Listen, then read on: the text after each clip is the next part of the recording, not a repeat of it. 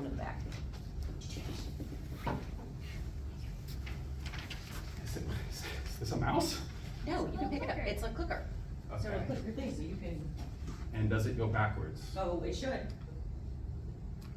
Okay, it does. All right.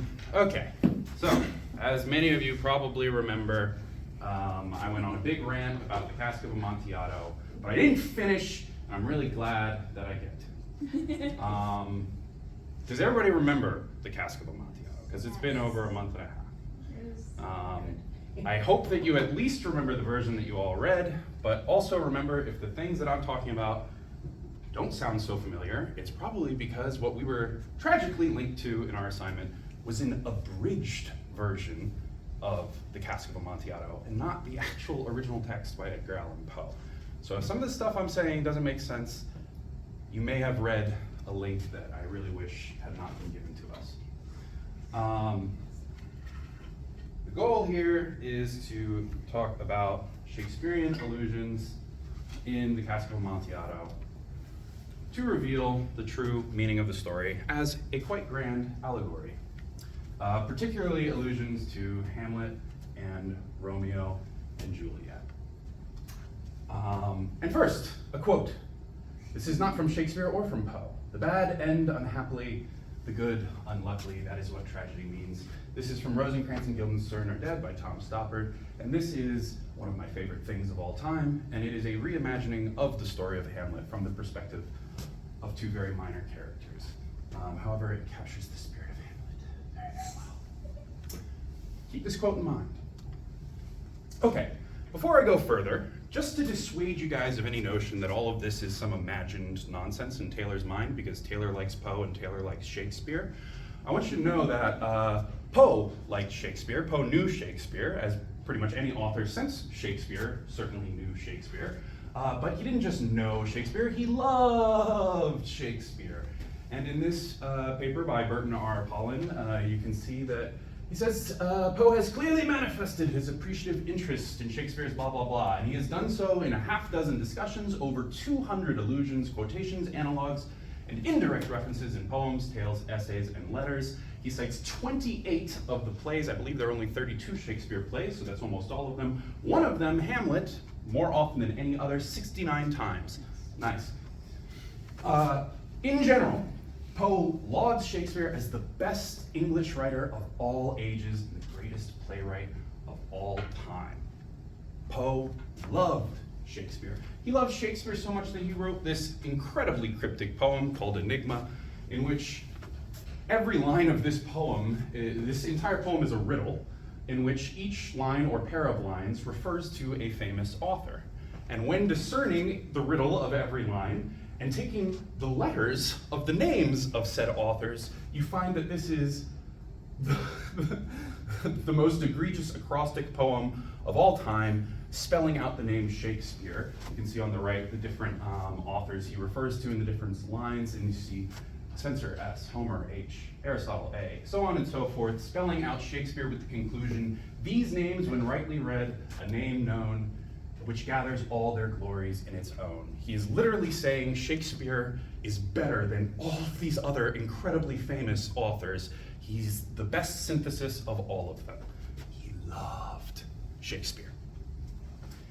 However, perhaps he had an even more personal connection, not just to Shakespeare, but in these particular two plays, Hamlet and Julius Caesar, Romeo and Juliet. Poe's parents, if you did not know, were actors. More notably, his mother. His father was allegedly not very good, but his mother did get very good reception. And many scholars have noted that Poe was quite obsessed with his mother and his mother figures. His mother actually died when he was very young, but he had at least two adoptive mothers that he loved very much, and he wrote some poems about and whatnot. And people have said that Poe's fascination on mothers bordered on Oedipal. And in this paper, Edgar Allan Poe, His Life and Legacy, Jeffrey Myers indicates that Eliza Poe, his mother, like any actress, certainly did Shakespeare and noted two roles that she played. Anyone want to take a guess what those two roles were? Juliet and Ophelia, what do you know? Romeo and Juliet and Hamlet, respectively. So Poe definitely had a connection to these plays. All right, just as a quick refresher, because it's been a while since we actually read this story, here is a very brief synopsis. All right, Cask of Amontillado describes the murder of Fortunato for unspecified insults to the narrator. During a carnival, Fortunato learns the speaker has purchased an expensive wine. Being a connoisseur, Fortunato is lured to taste the Amontillado to confirm its authenticity. He follows the narrator to the family crypt of the Montresors, where he's captured and sealed into a wall of the catacomb, buried alive. Very brief. We're definitely going to go into more detail. But what is the biggest question people always ask about this story? Why? Why? What were those insults? What was so bad? Now, the laziest people, and there's a lot of them that you can find, say it doesn't matter what the insults were because they were imagined. Because our narrator is a madman, and he is a madman. But, a little bit lazy. This is the most commonly asked question about this story, and I'm going to give you an answer by the end. All right.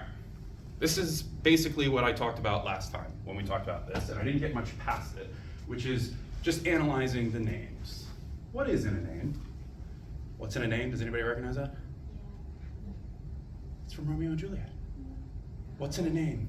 Romeo, wherefore art thou, Romeo? A rose by in the name would smell just as sweet. Okay, we have three characters, Fortunato, and this was what I was writing on the board before.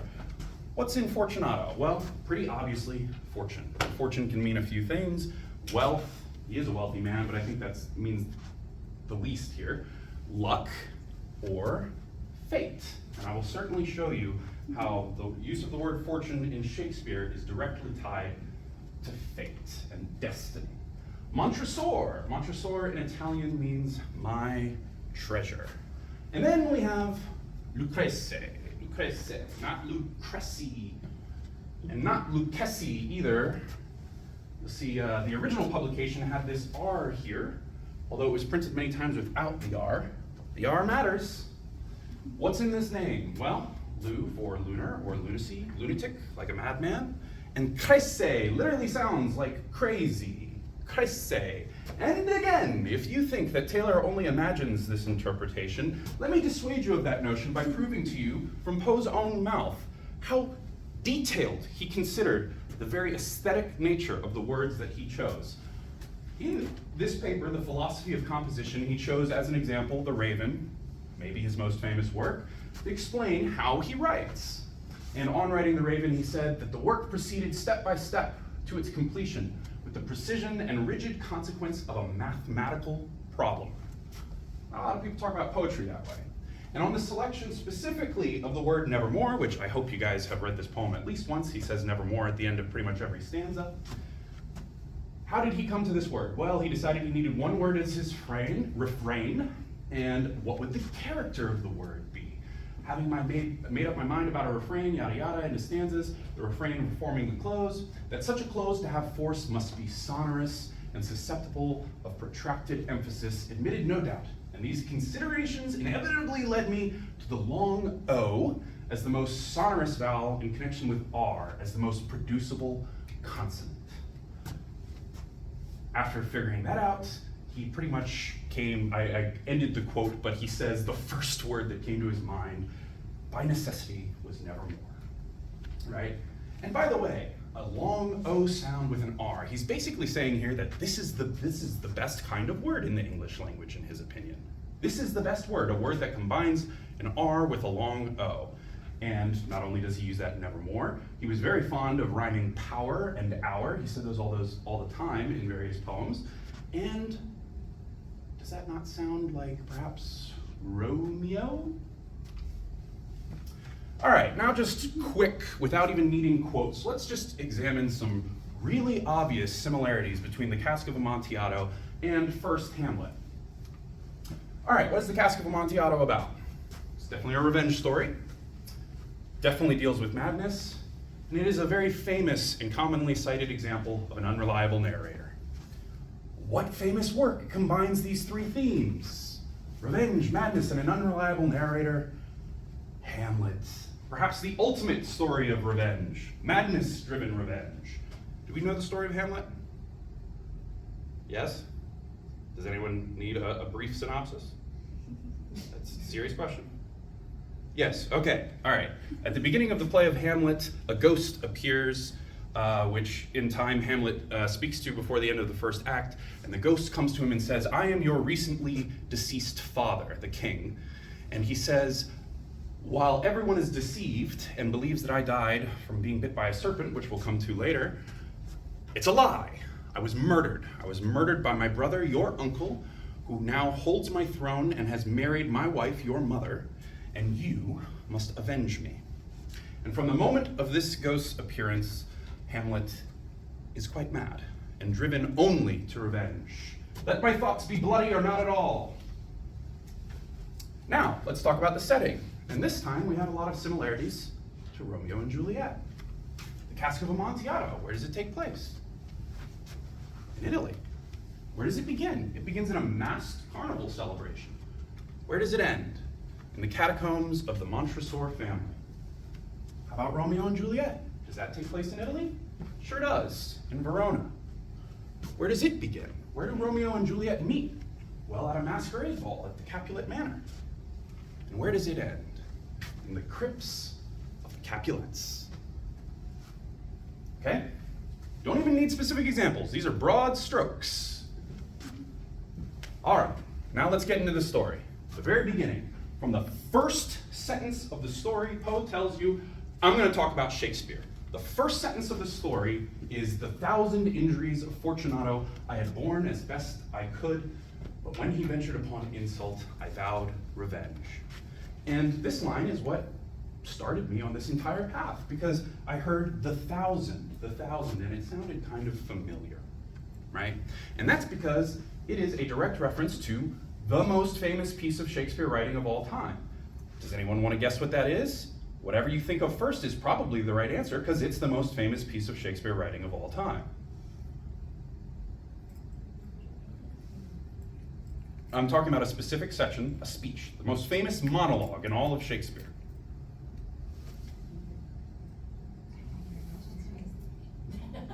To be or not to be? Hamlet. Oh, did somebody whisper it back there? Yeah, she did. Okay, yes. Yes, to be or not to be? That is the question. Whether 'tis nobler in the mind to suffer the slings and arrows of outrageous fortune, or to take arms against a sea of troubles, and by opposing end them to die, to sleep no more, and by a sleep to say, we end the heartache and the 1,000 natural shocks that flesh is heir to. So we have the 1,000 natural shocks of outrageous fortune compared to the 1,000 injuries of Fortunato. All right? It's not some thousand, it's not 5,000, it's not the many injuries of Fortunato, it is the 1,000 injuries. Not coincidence. And let's talk more about fortune. In Hamlet, there are many, many uses of fortune. And we'll get to Romeo and Juliet next. The slings and arrows of outrageous fortune, as we said. Aye, lady, it was my word, thou wretched, rash, intruding fool. Farewell, I take thee for thy better, take thy fortune. This is what Hamlet says just after, mistakenly, killing Polonius. In the secret parts of fortune, oh, most true, she is a strumpet. This is Rosencrantz and Guildenstern to Hamlet, or rather, vice versa. And how about this? The world is not for aye, no, no, no, no. Even our loves should with our fortunes change, for 'tis a question left us yet to prove whether love lead fortune or else fortune lead love. And hitherto doth love on fortune depend. Sa. Romeo and Juliet. And then to have a wretched puling, I think that's pronounced, fool, a whining mammet in her fortune's tender. This is Lord Capulet speaking about Juliet. I am fortune's fool, remember that one, we're coming back to that. That's Romeo, just after he kills Tybalt. Oh, fortune, fortune, all men call thee fickle. If thou art fickle, what dost thou with him that is renowned for faith? This is Juliet lamenting Romeo's banishment. Unhappy fortune, by my brotherhood, the letter was not nice, but full of charge. This is Friar Lawrence, when he realizes his letter to Romeo has not been delivered. Oh, give me thy hand, one writ with me in sour misfortune's book. I'll bury thee in a triumphant grave. This is Romeo, right after he has killed Paris in the final scene of the play, second to last scene of the play. And remember this one too, death lie thou there. We'll come back to it as well. And you might have noticed that out of these 9 quotes, 3 of them do not just speak of fortune, but also pair fortune with fool. I am fortune's fool, a puling fool, of fortune's tender. And what is Fortunato wearing when we meet him at the carnival? Why, he's dressed in motley. This is what he looks like, a jester or a fool, right? And compared with his complete inebriation, general arrogance, I would say he is rather outrageous, Fortunato, isn't he? Now, why does Romeo say, I am fortune's fool? Now, he did just kill Tybalt. He did that to avenge Mercutio, who had been murdered. But this is pretty much a point of no return for Romeo, because after killing Tybalt, he gets banished from Verona. And of course, being banished means he can't be with Juliet. But Romeo and Juliet alike have a lot of reasons to be upset with fortune, their incredible bad luck and fate. We're told right at the beginning of the story, the opening lines of Romeo and Juliet are that they are star-crossed lovers, fated to die. It's not a reveal at the end of Romeo and Juliet. The opening of Romeo and Juliet tells you that they will die, that it is fated, right? And many events, if they had just gone a little differently, would have prevented their deaths, but they were just so unlucky. If they hadn't been born as Romeos and Capulets, that wouldn't have been an issue.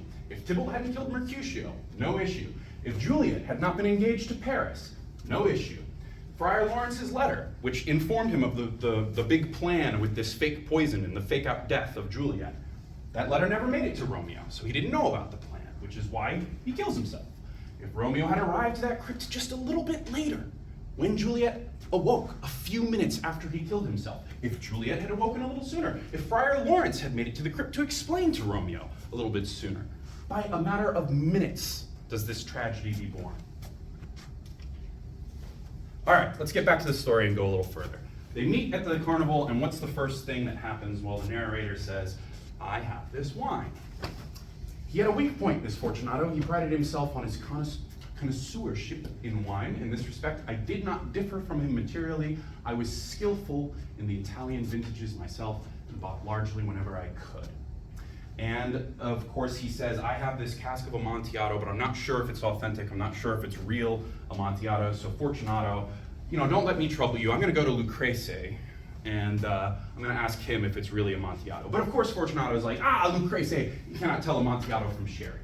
And later, this is actually quite later, as for Lucrece, you cannot distinguish sherry from Amontillado. And yes, the reversal is kind of significant. And then later, and I'm jumping through the story a little bit to stay on the topic of wine, as they're walking through the catacombs, it's very cold, it's very damp, and the narrator says to Fortunato, a draught of this Medoc, which is a Spanish wine, will defend us from the damps, right? And then later, Fortunato says, give me another draught of Medoc. And not Medoc, instead a different wine, de Grave, which is also French, does the narrator give him. But what are we learning here? These guys are supposed to be connoisseurs of wine. First of all, Amontillado is a sherry. Okay, if you don't know what Amontillado is, it's a sherry wine. Okay, so this first premise that Fortunato will distinguish sherry from Amontillado is already flawed. And our speaker claims to have bought in the Italian vintages, and yet his catacombs are full of French wines, Medoc and de Grave. And by the way, when Fortunato drinks the de Grave, he does not notice that it was not the Medoc. So, these guys don't know anything about wine. In fact, this is meant to tell you that they cannot distinguish reality, though they think they can. And how about wine in Shakespeare? Well, here we go. This passage from Romeo and Juliet is by Friar Lawrence. He's not technically speaking about wine. He's speaking about herbs and their uses, and I think it fits with wine. He says, with baleful weeds and precious juiced flowers, he must refill this cage. He may actually be speaking of sacramental wine, I'm not sure. In plants, herbs, stones, and their true qualities, yada yada, for not so vile that on the earth doth live, but to the earth some special good doth give. Strained from that fair use, revolts from true birth, stumbling on abuse, virtue itself turns vice, being misapplied within the infant rind of this sweet flower, poison hath residence and medicine power. What is he saying? He's saying that the natural elements of earth, like herbs, and I would say wine fits perfectly in this, can be both helpful or they can be destructive, especially if overindulged in, they can be destructive, right? Like a drunkard. So why are Poe's characters drunkards? Well, I would say that the answer is in this passage from Hamlet, where he talks about people being drunk. In this moment, bells are ringing and someone is asking Hamlet, what is this? And he says, well, the king's drinking right now. It's their habit, it's a ceremonial thing, they drink. And he starts talking about the nature of being an alcoholic. He says, so oft it chances in particular men that for some vicious mold of nature in them, as in their birth, yada yada, by the o'ergrowth of some complexion, by some habit that too much overleavens the form of plausive manners, that these men, carrying, I say, the stamp of one defect, being nature's livery of fortune's star. What do you know? Fortune, again, his virtues else be they as pure as grace, as infinite as man may undergo, shall in the general censure take corruption from that particular fault. He's talking about alcoholism. He's talking about men who drink too much, right? And what is the nature of being a drunkard? Well, to be born with fortune's star in your chest. And now that we've established that these guys don't know sherry from Amontillado, what else might they be mistaking? Perhaps identities? Most people assume the narrator is Montresor. Fortunato certainly did. I don't think so. Nowhere in this entire story of the Cask of Amontillado does the speaker say affirmatively that he is Montresor. Now they did in that abridged version, and that's one of the reasons I hate it. So if you remember that, then you read the bad version. He meets Fortunato in a masked carnival, where he can easily disguise his appearance. And in fact, he is wearing a mask of black silk. Fortunato does address him as Montresor, but Fortunato's drunk and he's wearing a mask. Through the wine, we have established Fortunato cannot distinguish between two things. And the speaker, in some sentences, implies that he is not a Montresor, particularly when he talks about the catacombs. He says, we came at length to the catacombs of the Montresors, not the catacombs of my family, not my catacombs, not our tombs. And the Montresors were a great and numerous family, later he says. They were, past tense. They're gone, they're dead. And from Hamlet, we can also discuss the nature of madness. Let's say, let's put this out. All right, I am positing that the speaker is not Montresor, he is Lucrece. All right, and he is avenging Montresor. All right, and even if, frankly, I don't need to die on this hill, but even if you think he is a Montresor, he is no longer a Montresor. Because in Hamlet, we learn that madness is transformative and that you lose your identity in madness. Something have you heard of Hamlet's transformation, so call it. He neither the exterior nor the inward man resembles that which it was. And then later, in the final scene of Hamlet, Hamlet is speaking to Laertes, who he did kill the father of. Was it Hamlet who wronged Laertes? Never Hamlet. If Hamlet from himself be taken away, and when he's not himself does wrong Laertes, then Hamlet does it not. Hamlet denies it. Who does it then? His madness. So we see that madness is transformative. It's marked by a failure to distinguish things, as we can see in that top quote, I am but mad north-northwest, when the wind is southerly, I know a hawk from a handsaw. That is sanity, to be able to distinguish reality. A hawk from a handsaw, like sherry from Amontillado. And what triggers madness? Loss and a drive for revenge. Ophelia also goes mad after her father dies. Frequently, characters go mad after a loss. So, Lucrece is our madman, as is said directly in the name. And who then is Montresor? Well, he is the reason for this revenge. Montresor, doesn't that sound a bit like Montague? All right, so they go into the catacombs. They go into the catacombs, and the defining characteristic of the catacombs that gets mentioned many times is mentioned, in fact, before they even get to the catacombs. He warns Fortunato that the vaults are insufferably damp. They are encrusted with nitre. And then later, as they go in, observe the white webwork which gleams from these cavern walls. Nitre? Yes, nitre. The nitre, I said. See, it increases, it hangs like moss upon the vaults. The drops of moisture trickle among the bones. Pass your hand, we'll come back to this. Pass your hand, I said, over the wall. You cannot help feeling the nitre. Indeed, it is very damp. What is nitre? It's a salt composite that was known as saltpeter. Now, Shakespeare doesn't use the word nitre, but talks about salt. Talks about salt 4 times in these 2 plays. And in every instance, salt is representative of tears. Every single time, the salt of most unrighteous tears had left the flushing in her galled eyes, she married. Oh, heat, dry up my brains, tears 7 times salt. Jesu Maria, what a deal of brine hath washed thy sallow cheeks. For still thy eyes, which I may call the sea, do ebb and flow with tears, the bark thy body is sailing in this salt flood. Every single time Shakespeare talks about salt, he is talking about tears.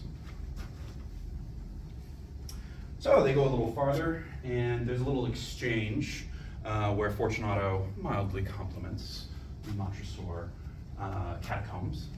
And he says, I forget your arms, as in your coat of arms. And he describes it, the speaker. The Montresors, first of all, they were a great numerous family, I forget your arms. A huge human foot d'or, in a field azure, the foot crushes a serpent, rampant, whose fangs are embedded in the heel. The motto, nemo me impune lascit, I don't know Latin. And here is an artist's rendering. Okay. But what is to be taken from this? And I said earlier that we would come back to serpents, and here it is. Well, where do serpents appear in Shakespeare? They appear in both these plays. In Hamlet, this is from the ghost of his father, who swears him to revenge. Now Hamlet here, 'tis given out that sleeping in my orchard, a serpent stung me. So the whole ear of Denmark is by a forged process of my death rankly abused. He's saying that the general populace believes falsely that he died by being bit by a snake. He says, no, the true serpent, the serpent that did sting thy father's life, now wears his crown, as in your uncle.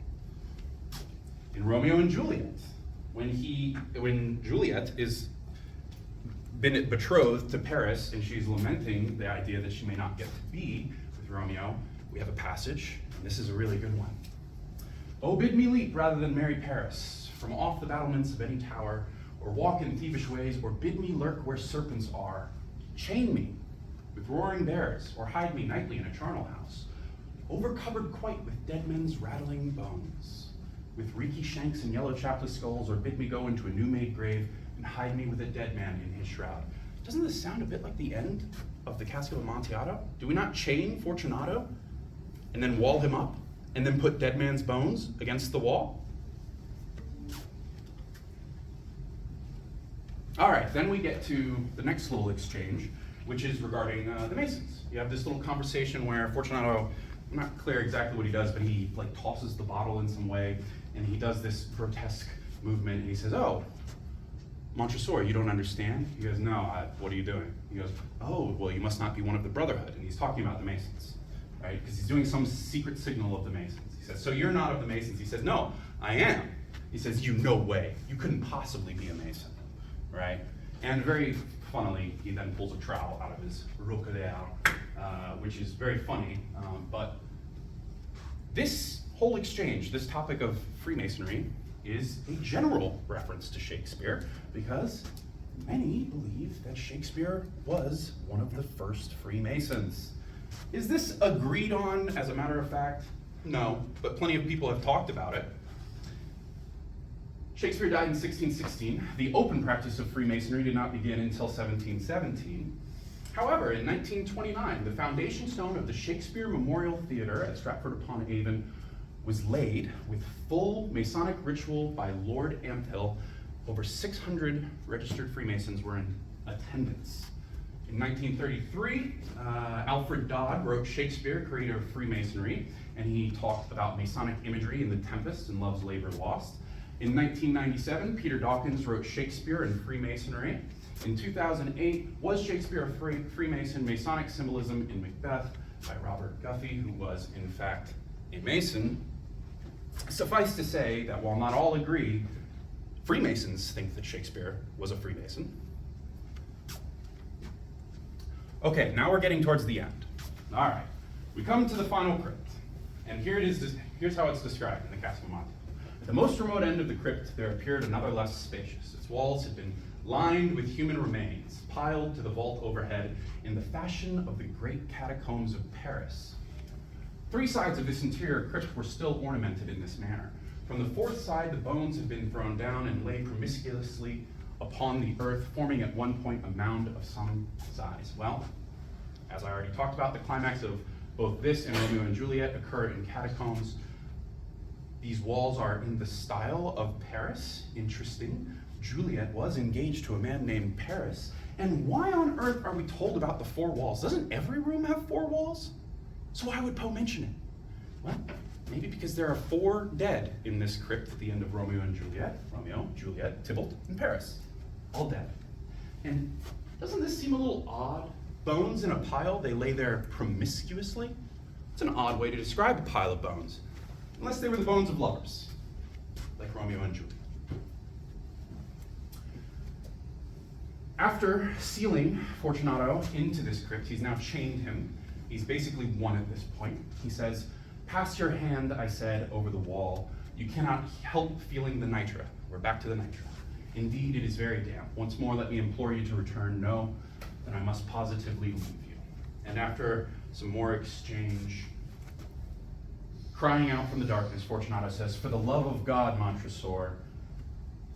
And Lucrece replies, "Yes, for the love of God." And now we're really getting to the point. Why? Okay, well, as far as godly love, certainly there in Romeo and Juliet, Juliet says herself, "God joined my heart and Romeo's. And Friar Lawrence, on their marriage, so smile the heavens upon this holy act." That was certainly godly love, right? But what else? Now, this is a little long. This is actually abridged. This is from Hamlet.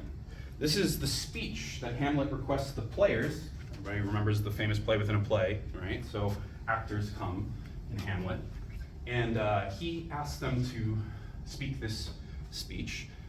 Come on, come on, Hecuba. And here we have it. Out, thy strumpet fortune, all you gods in general synod, take away her power, as in fortune's power. Break all the spokes and fellies from her wheel, and bowl the round nave down the hill of heaven as low as to the fiends. Who this had seen, with tongue in venom steeped, against fortune's state would treason have pronounced. They are begging the gods to take fortune's power away from them, because fortune has been so cruel that anyone would declare treason against fortune. And a little later in that same passage, "But if the gods themselves did see her then," and that's a specific woman who is witnessing the death of her husband, "when she saw Pyrrhus, I think it's pronounced, make malicious sport in mincing with his sword her husband's limbs, the instant burst of clamor that she made, unless things mortal move them not at all, would have made milk the burning eyes of heaven and passion in the gods." So we are being told that the gods do not care for mortals, and only in great suffering can their attention be gained. So here we are. We're at the end. Why does Lucrece kill Fortunato? Well, he doesn't, because it's all allegory. Poe is killing fate. He's killing God. He's killing death as punishment. He says to fate, "Walk with me through this house of death where you leave all men. Feel the salt of their tears lining the wall, and you, fate, fortune, destiny, outrageous, drunken, insane fool who cannot tell the good from the bad and punish all alike with tragedy. You who killed my sweet Romeo, my treasure, I'll leave you here in this tomb. Maybe you'll learn to love man. Death, lie thou there by a dead man interred. Romeo." That's the insult. The insult is God and fate and death against all man who cannot escape. And that's the end.